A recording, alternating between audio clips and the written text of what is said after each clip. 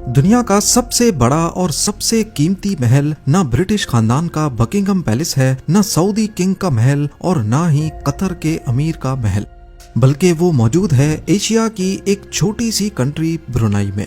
एक छोटी सी सल्तनत जिसका सुल्तान दुनिया का सबसे अमीर और सबसे ताकतवर लोगों में शुमार होता है, सुल्तान हसन अल बोल्किया। इनके महल में गोल्ड इतना आम है कि महल का कोना कोना इससे भरा हुआ है। दरवाजे, दीवार, कुर्सियां और मेज, हर जगह कीमती सोना चमकता हुआ दिखता है। मगर ब्रुनाई सिर्फ दौलत का नाम नहीं, ये एक ऐसी सल्तनत है जहां हर रास्ता एक नया राज खोलता है।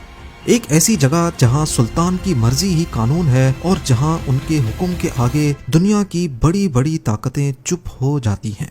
ज़ेम टीवी की वीडियोस में एक बार फिर से खुशामदीद। नाज़रीन, ब्रुनाई एक छोटी लेकिन नेचुरल रिसोर्सेज से माला माल कंट्री है, जहां के रूलर हसन अल बोल्किया एक ऐसी पर्सनैलिटी के मालिक हैं जो राज, शान और ताकत का जीता जागता सबूत हैं। 1967 से अभी तक ये ब्रुनाई के तख्त के अकेले मालिक हैं और क्वीन एलिजाबेथ II के इंतकाल के बाद अब वो दुनिया के सबसे ज्यादा अरसे तक हुकूमत करने वाले बादशाह बन चुके हैं। ये कहानी सिर्फ वक्त की नहीं बल्कि उस दौलत की है जो आम इंसान सोच भी नहीं सकता। कई इंटरनेशनल सोर्सेज ने रिपोर्ट किया है कि हसन अल बोल्किया की पर्सनल नेटवर्थ $30 बिलियन से भी ज्यादा है और ये बहुत मोहतात अंदाजे हैं। इनकी असल वेल्थ के बारे में अभी तक किसी को इल्म नहीं हो सका। इनकी शान शौकत और लग्जरी लाइफ स्टाइल के पीछे ब्रुनाई के तेल और गैस के वो जखीरे हैं जो जमीन के नीचे सोना बनकर छुपे बैठे हैं। हर बैरल तेल और हर कतरा गैस सुल्तान की दौलत में एक और जीरो का इजाफा करता है। पर ब्रुनाई के सुल्तान उन शाही खानदानों में से नहीं हैं जो अपनी दौलत को छुपाते हैं। इनके पास है दुनिया की सबसे बड़ी प्राइवेट कार कलेक्शन, जिसमें हैरत अंगेज तौर पर 7000 गाड़ियां मौजूद हैं। ये कोई आम कलेक्शन नहीं बल्कि इसमें है 600 रोल्स रॉयस, 450 फरारीज और 3880 बेंटले। और इस कलेक्शन का सबसे नया पीस है एक 24 carat gold plated Rolls Royce silver, जिसे Guinness book of world record ने दुनिया की सबसे महंगी गाड़ी के तौर पर दर्ज किया है। एक ऐसी गाड़ी जो ना सिर्फ चमकती है बल्कि सुल्तान के इस महंगे शौक की एक झलक भी दिखाती है। सुल्तान की इस कार कलेक्शन की कीमत अंदाजन $5 अरब के करीब मानी जाती है। जमीनी सवारियों से हटकर आसमान का रुख किया जाए तो उनकी प्राइवेट जेट फ्लीट भी किसी से कम नहीं। एक गोल्ड प्लेटेड बोइंग 747-400 जिसकी कीमत लगभग $40 करोड़ है, मगर सुल्तान इसे जहाज नहीं बल्कि उड़ते हुए महल के तौर पे इस्तेमाल करते हैं। क्रिस्टल शैंडलियर्स, सोने के वॉश बेसिन्स और लग्जरी इंटीरियर पे $12 करोड़ अलग से खर्चा किया गया है। और ये सब सिर्फ कंफर्ट नहीं बल्कि लोगों के ख्याल में ये ताकत और पैसा दिखाने का जरिया है। बात यहाँ पर खत्म नहीं होती। सुल्तान ने अपनी बेटी को भी बर्थडे गिफ्ट में प्राइवेट जेट गिफ्ट किया था। कुल मिलाकर सुल्तान के पास 17 एयरप्लेन्स हैं जो उनकी प्राइवेट कलेक्शन है और हर एक जहाज में सोने का भरपूर इस्तेमाल किया गया है।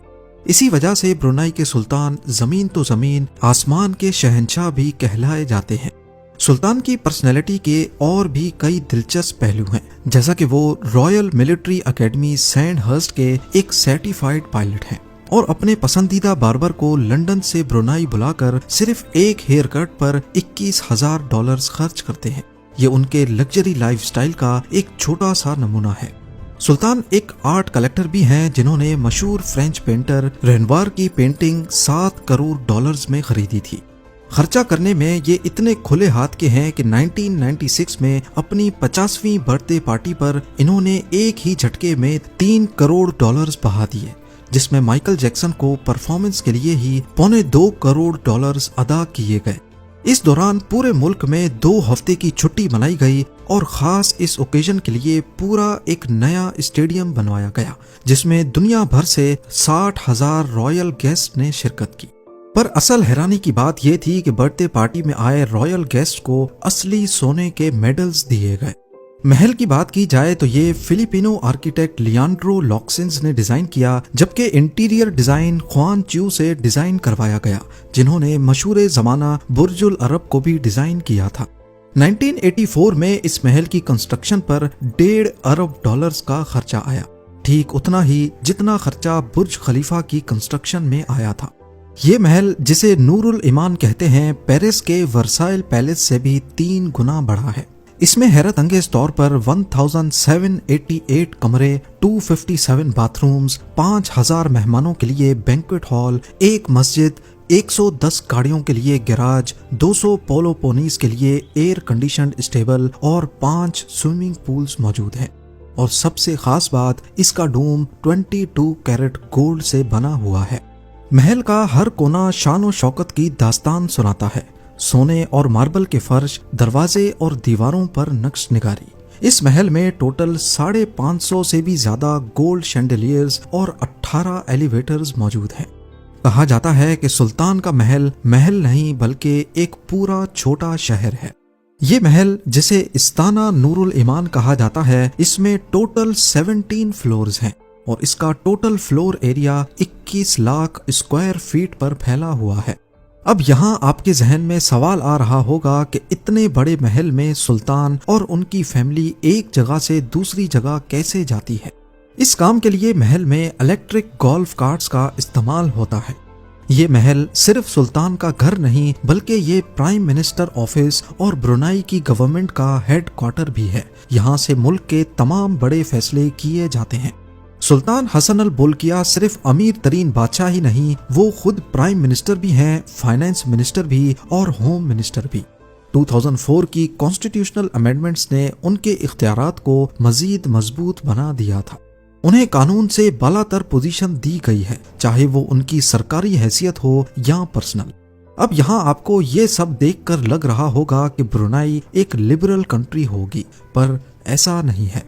ان کی حکومت کا سب سے اہم پہلو شریعہ قانون کا نافذ کرنا ہے۔ 2019 میں سلطان نے اسلامی قانون کو مکمل طور پر نافذ کیا۔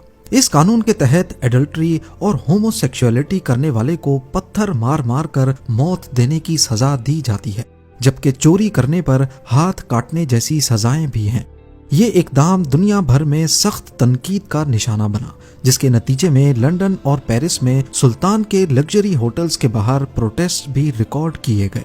برونائی میں الکوہل اور پورک پر تو سخت پابندی ہے ہی، پر یہاں تمباکو نوشی کرنا بھی اللیگل ہے۔ فتوے صرف سرکاری مفتی ہی جاری کر سکتے ہیں اور ان کے فتووں کا مذاق اڑانا بھی قابل سزا جرم ہے۔ یہاں جمعے کی نماز میں تمام مردوں کو شامل ہونا لازمی ہے اور تمام عورتوں پر فرض ہے کہ وہ اپنے کپڑے ایسے پہنیں کہ جسم پورا ڈھکا ہوا ہو۔ ان تمام سختیوں کے باوجود برونائی میں کچھ چیزیں بالکل مفت ہیں، جیسا کہ ایجوکیشن اور میڈیکل۔ یہاں کسی قسم کا انکم ٹیکس بھی نہیں ہے۔ یہی وجہ ہے کہ یہاں کے بہت سے سٹیزنز اپنے سلطان سے محبت کرتے ہیں اور انہیں عوام کا سلطان کہتے ہیں۔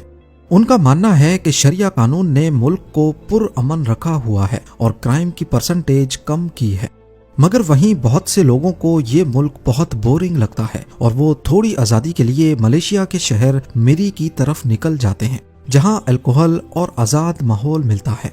سلطان حسن البولکیہ کی پرسنالٹی کئی کنٹروورسیز کا شکار بھی رہی ہے۔ ان پر الزام لگا تھا کہ وہ اپنے بھائی جعفری کے ساتھ پرائیویٹ پارٹیز میں شامل ہوتے رہے ہیں۔ 1997 میں مس یو ایس اے شنون مارکیٹک نے سلطان اور ان کے بھائی پر کیس کیا تھا، یہ دعویٰ کرتے ہوئے کہ انہیں ہوسٹیج بنایا گیا اور غلط کام کرنے پر مجبور کیا گیا۔ لیکن یو ایس کورٹ نے سوورن امیونٹی کی وجہ سے سلطان کے خلاف کوئی فیصلہ نہیں دیا، جس سے یہ ظاہر ہوتا ہے کہ وہ پیسے کے ساتھ ساتھ بھرپور طاقتور شخص بھی ہیں۔ اس کے علاوہ 1990s میں ایک اور اسکینڈل ہوا تھا جسے ایمینڈیو کرائسس کہا جاتا ہے۔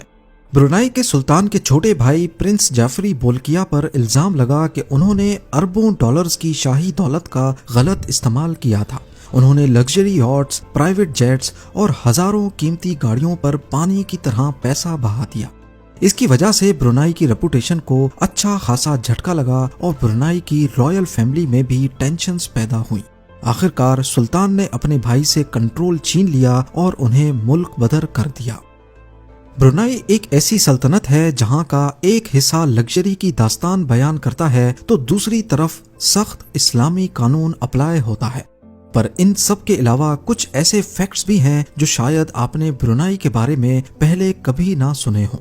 ब्रुनाई लफ्ज का असल में मतलब होता है दैट्स इट। इसका पूरा नाम नेगिरा ब्रुनाई दारुस्सलाम है, जहां नेगिरा का मतलब है कंट्री और दारुस्सलाम का मतलब है पीसफुल रहने की जगह। ब्रुनाई से निकलने वाला ऑयल और गैस मुल्क की 90% इकोनॉमी चलाता है। वर्ल्ड वॉर 2 में ऑयल की कमी की वजह से जापान ने ब्रुनाई पर कब्जा कर लिया था और फिर ब्रिटिशर्स ने इसे जापान से आजाद भी करवाया।